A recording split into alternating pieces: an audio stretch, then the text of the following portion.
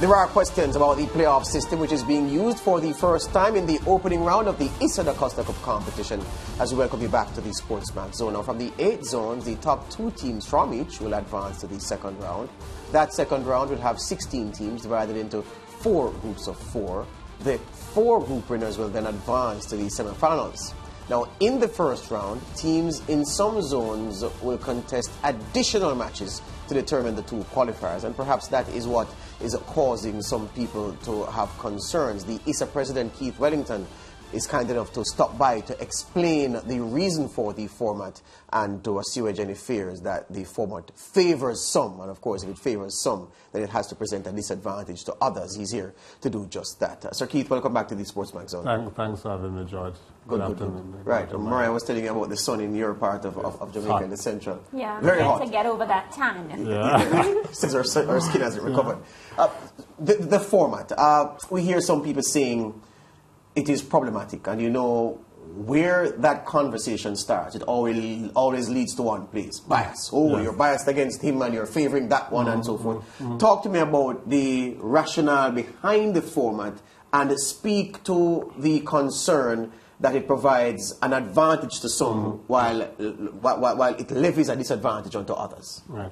All right, so if we are following schoolboy football, we would recognize that each year what we try to do is to give, in a normal year that is, we try and have zones of 6 teams so that each team, after months of preparation, spending hundreds of thousands of dollars, they would get at least 10 games before they are 5 away, 5 at home. 5 away, 5 at home. This year is a different year. So in coming up with the competition structure, one of the first thing we tried to do was to find how much time would be available for the competition. Having gotten approval, we recognized that we had 3 to 4 weeks for the preliminary stage, and we wanted to have ideally for us, we would have wanted maybe about 64 teams in the DaCosta Cup, 32 in the Manning Cup, to allow for a smooth progression from one round to the next, or 64 to 32 or 16, 32 to 16 or 8.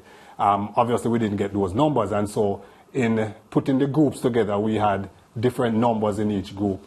The committee, which included coaches, decided that it would be unfair for us to have a competition where a team could, after 4 or 5 games, that would be the end of the season for them. So the compromise was that we were trying to find groups of 7 or 8 teams to allow each team to play a minimum of 6 games. Right? We ended up with, I think, one group with, well, in the Manning Cup we had 8 and 7 in each team. In the DaCosta Cup we had a couple of groups with 7 and 8. And so we took the decision that the groups with 6 or less teams, we would have a playoff system that would allow them to play a minimum of 6 or 7 games. And so that is how we came up with the system that for the teams who were in the top 4, and therefore after the first round, because we don't have home and away this time. So for a group with 6 teams, it means that round robin would be 5 games. Right? And we felt that we needed, especially the teams that would advance. I remember as well that we had a very shortened preseason. So there are teams that played probably 3 or 4 games, practice games before the competition started, after a year and a half of no football. So we felt that we needed to play as much football in the 4 weeks as possible. The 4 weeks would allow for 8 games.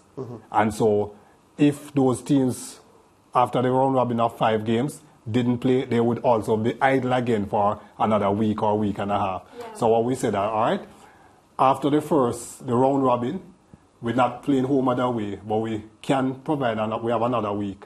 So let us, after the first 5 games, the teams who are in the top 4, right, they will get 2 additional games. But we didn't want the teams that would have been leading after playing everybody. We said that the advantage that we're going to give them now is that the number 1 and 2 will not play each other again, so they can't knock out each other. But they will get the opportunity to play numbers 3 and 4. So by virtue of finishing 1, second, 2, you get a protected status. Yeah, protected status, right? Numbers 3 and 4 gets an opportunity if they are just getting into their groove and they are improving, and they can now come back and beat number 1 and 2, then they have a chance of qualifying still. So everybody got an opportunity based on what they had done so far and where they were going in terms of projection. And I think it has gone well. We haven't had the playoff games yet, but when you look at, for example, the Clarendon College zone, I think the team leading will be on 11. Numbers 2 and 3 will be on 10, and number 4 on 4. Right. Right. So it's really tight, but it's only after 5 games. Right. So you know, give them another opportunity, 2 more games, and hopefully the 2 best teams will come out. Similarly, in Zone C, the States group, Monroe has gone a little bit ahead, so they have 12 points. The third place team has 7 points. So Monroe needs to just draw 1 game, and they are through. So I think it's a very, very fair system, and it allows for more football to play, which is what we really want.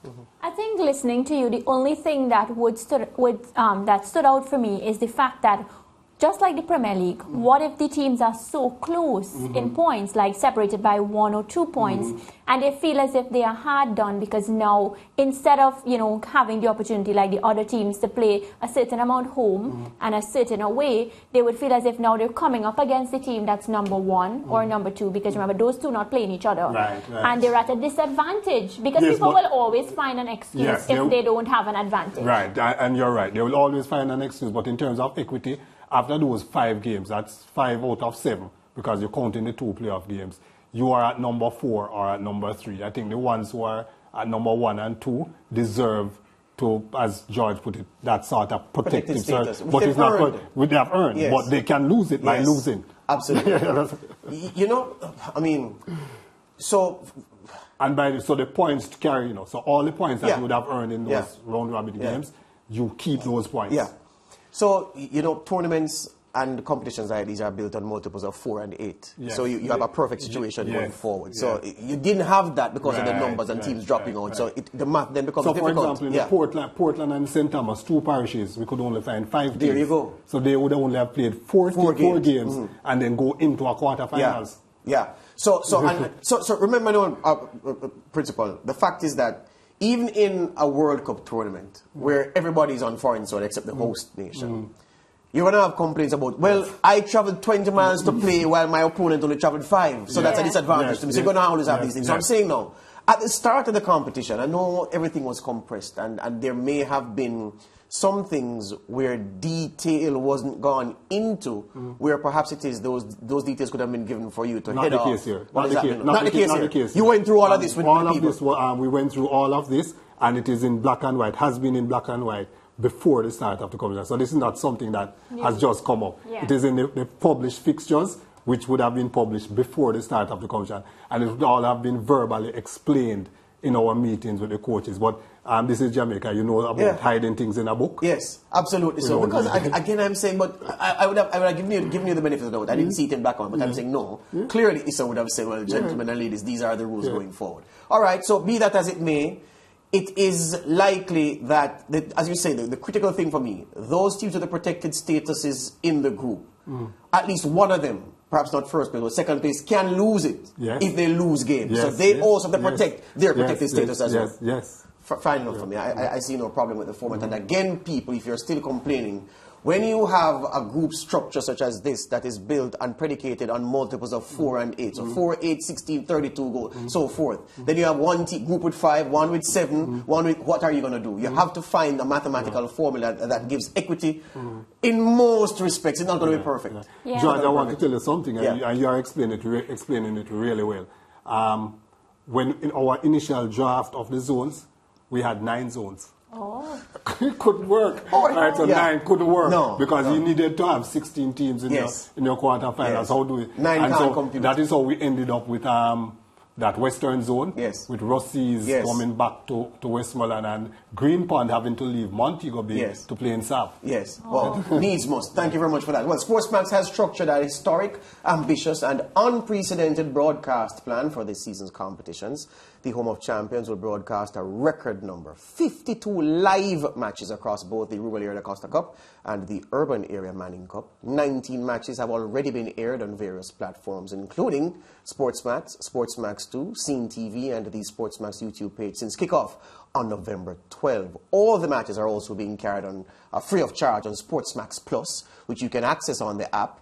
And there's also CVM television in Jamaica, which will carry a record number of matches on free-to-air television. So we are giving you more bang for the buck. To tell us more about the live offerings, we're joined by the SportsMax CEO, Nicolas Matthews. Nicolas, welcome to the SportsMax Zone, sir. Hi, George. You said it all. I did. I Yes, did. you did. But tell me though, why? Let us start this way. Given the fact that there would have been a lot of angst at the start of the competition by virtue of the announcement that spectators wouldn't have been permitted into the stadiums, despite the situation, because people would still expect ISSA to work magic and be able to admit people, even though we have the pandemic here. So the move at that point to say, okay, let's give them more games than they have ever gotten before. How easy was it to put the parts, the moving parts, into motion, get them into sync? Or get them in sync rather, to be able to deliver the suite of live games that SportsMax has done already and is poised to do for the rest of the campaign? Well, what we did as a broadcast partner and with ISSA as a tournament host, we came together and we discussed this and see what was the best measure to bring this forward to the fans, right? And the idea was really to get double headers in. So what we have now is on a Tuesday, Wednesday, Friday, and a Saturday, we have double headers at 1 and 3 p.m. all of those days. And we think that that works ideally for us. So there has been no other time with Schoolboy Football that you will have this level of broadcast on TV and on the number of platforms that we're on. And you mentioned on CVM TV, George, on the SportsMax app, that's on SportsMax Plus, and on SportsMax Linear TV, either on SportsMax or SportsMax 2, the games will be broadcast live. We also will be broadcasting one game every Wednesday, and that's a 3 p.m. game that will be live on YouTube, and that will be either on our SportsMax YouTube channel or on the Scene TV YouTube channel that is available outside of the Caribbean, right across the world. But we recognize the situation, we recognize what is happening, especially with this pandemic. And with ISSA, we decided to come up with this broadcast plan that should benefit all our viewers across the world. Nick, the fact is, at a time like this when audiences are captive because you can't go into the arena, there must have been, I don't want to say temptation, but perhaps the pull to say, okay, how can we maximize the revenue from the broadcast of these live games? And with the free offerings that are available as part of the broadcast plan, why was it necessary, important even, to make so many of these games freely accessible to those who want to consume Schoolboy Football? Well, I must say credit to the president. One of the things he asked all sponsors and partners was that this year was seen as a year to give back, especially to all the students who are participating, the footballers. They have been out for a year and a half, and it's really a year to give back, and we decided that we want to contribute to that. We want to ensure that they are available on all these platforms so that their skills can be showcased across the world. And we decided to partner with ISSA on that venture. And also, as a broadcaster within the Caribbean, SportsMax has led the way where sports is concerned. And we figure in partnering with ISSA in this venture, we want to give back. And so we decided to increase the number of games that we broadcast. Yeah, and Keith, we know on our end the amount of work that actually goes into the production and how much we put out from our side. Based on the response that you've gotten from the people that you've spoken to, and I'm sure when you put your money or you get invested with a station, you'll talk to people. You want to know if you're getting the response that you want. What has it been like on the ground? Well, tell you what, on my way into Kingston, I stopped in Mandeville and I was at the Ministry of Education. I ran into another principal who was a Monroe old boy. And he said to me, boy, Keith, thank you very, very much. Two things. One, you gave the Monroe people something to cheer for last Saturday. And I hope this thing with SportsMax don't stop, because I was on my way from Mandeville and I watched the entire match coming down Spurtree. Yeah. So, and the feedback generally has been really, really good. I think SportsMax has done an excellent job where quality is concerned. And obviously the quantity has been significantly improved. We'd want to see all the games on television. Unfortunately, we won't be able to. But we have done a really good job. And I know Nicolas and Jerome and Phil and the team, we are going to continue to do a good job. I'm sure the way we are thinking now, for example, the quarterfinals I think every team will get a live game based on, well, I'm not the programming director at SportsMax, but just the way we have been working together and thinking all the teams advancing after this Saturday will be live on TV at some point in time. So it has been really, really good, and the feedback has been good. The free app, the fact that the games are available on YouTube, really good. And maybe Nick can jump in here and talk to our viewers about the fact that if they haven't gotten the app yet, and the things that they are missing out on our SportsMax app where Schoolboy Football is concerned, because we do know that these schoolboy footballers are the future where Jamaican football is concerned. Exactly. So what we're saying, download the SportsMax app, whether you're on Android or any device you have, just download the app. Once you download the app, the games will be available on SportsMax Plus, which is free on the app, and you can access all the games there. Yeah. Nick, I want to ask you about the diaspora, because, and I'm going to ask Keith Wellington as well. The people outside of Jamaica have always complained about not being able to follow up their Stets and their KCs and their Jonathan Grants and their Calabars and the other schools who are in the competition. The fact is that we have made it possible to give them a window into what is happening in schoolboy football. That's another feather in the company's cap, I would suggest. It is. And Scene TV is outside of the Caribbean. You can access it on Bell, Rogers, and Verizon Fios in the US and Canada. But you can also go to www.scene.tv to watch the games live on our website. And they are available there. And we still offer the free game on a Wednesday at 3 p.m. Excellent. President, last word yours. Those old boys and girls who live outside of Jamaica, who couldn't watch the way it was covered locally before, now don't have that excuse. They can watch live like you and be on the phone with you talking live about the play-by-play game. That they do, and that's the feedback we are getting. There are some things that you probably can't say publicly, but the feedback has been really, really positive. Absolutely. So, Nicolas, just one other plug. Yes. I must say, the first game we did on Scene on YouTube, that game had over 25,000 views. Wow. That's on Scene, outside of the Caribbean. Yeah. So the viewers are there. Absolutely so. The producer was saying rap, but if the CEO says hold on, he wants to plug something, then he has to hold on and plug something. All right. Thank you very much, sir. All the best to you. Thank you, Nicolas Matthews. Thank you, Sir Keith. We were told how to dress. Good. Yeah, we coordinated. It's 2 black, 2 red. Thank you very much. That's it. Time for the segment. Break time. Back with more on the SportsMax Zone.